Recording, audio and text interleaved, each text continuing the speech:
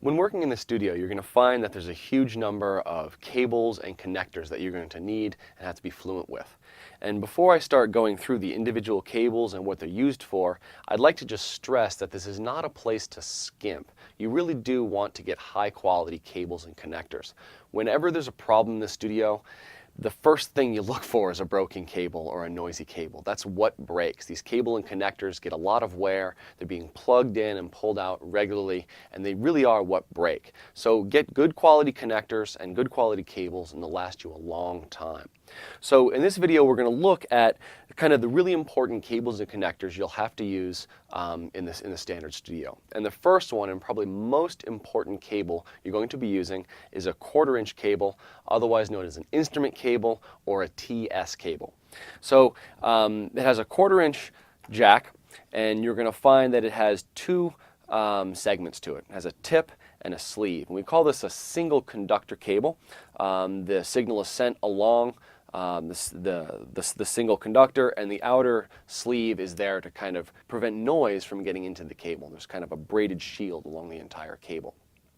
Now, a single conductor cable like the TS or cable here, this we call it instrument cable, really is susceptible to noise. And we want to use as short a cable as possible when using this type. This is the type of connector that goes from a guitar into your microphone preamp, and you often connect many pieces of gear in your studio with a cable like this. The next cable we might find in the studio is kind of a variation on that, and it looks very similar. It's still a 1/4-inch connector, but we call this a TRS cable, in that it's a 2-conductor cable with a shield. So we have the tip, the ring, and the sleeve. Now, this can be used in actually two different ways in the studio. The first way, which I think you probably see and you're used to, is using it to connect headphones. And so you'll see a cable like this connected at the end of your headphones. And in that case, it's functioning as if it was two of these cables kind of combined in a single package, and that it's two single conductor cables with a shield around it. So in that instance, we might call it a stereo cable, and that it's just transmitting two separate signals. It still is susceptible to picking up noise. The other way a cable like this can be used is in a balanced configuration, in which you really are sending a single signal across it, but it's being done in a way that can actually cancel noise that gets into the cable.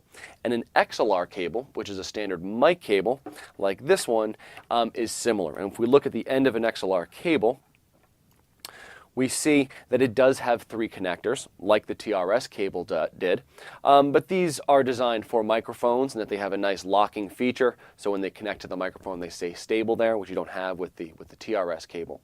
And these are not really ever used for stereo signals. They're really only used in this sort of balanced configuration. So in general in the studio, if you're going to have long cable runs, or on stage too, if you're going to have long cable runs, you'd rather use an XLR or balanced type of cable, because it will reject noise that comes into the cable along the length of the cable.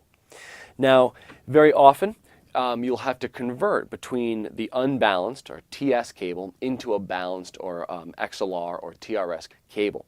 And a direct box is the device that allows us to go from a 1/4-inch or TS cable and then output an XLR or balanced cable.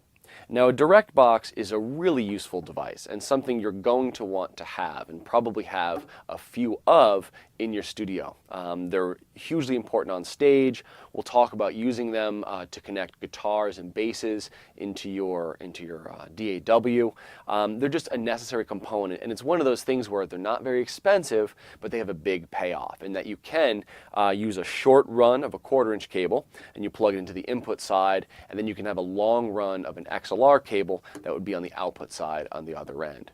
Another feature that a direct box has is a parallel output. So I can plug a 1/4-inch cable in here. I can have a secondary output for that, so that can go maybe to my amplifier in a 1/4-inch run, and then I also have the output as an XLR on the other side. So yes, a very important device, and something you're going to want to have, maybe even a couple of, in your home studio. Now, you will find a variety of other cables in your studio. One that I'm sure you're familiar with is the 1/8" stereo cable, used primarily for headphones. So it's the same thing as the TRS cable, used in a kind of a stereo configuration, but it has a smaller form factor, right? And there are simple connectors that can go between the 1/4" stereo connector and the 1/8" stereo connector. Another common connector you'll find is an RCA cable. Which like this, and this is actually 3 of them combined, designed for video. But you'll find that they function just like a 1/4" cable or a TS cable, and they do have a single conductor and a shield around them. The one thing to watch out when using RCA cables is very often they're used to connect kind of home consumer grade appliances or devices. And if you're going to connect one of those devices like your home CD player to your Pro Gear, you're going to have to be concerned with that +4, -10 difference, because very often the things that connect with RCA are assuming a -10 line level, but your Pro Gear will have that +4, so you'll have to be careful about that switch. There are simple interconnections or simple adapters to go from RCA to 1/4", which are also quite useful and something you probably want to have access to in your studio setup.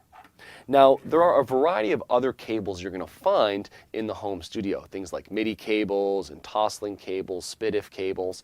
This is another instance where you can go to the forums and talk about those. Really though, the ones we've covered here are going to be the most useful and will be used in the widest range of applications in a home studio.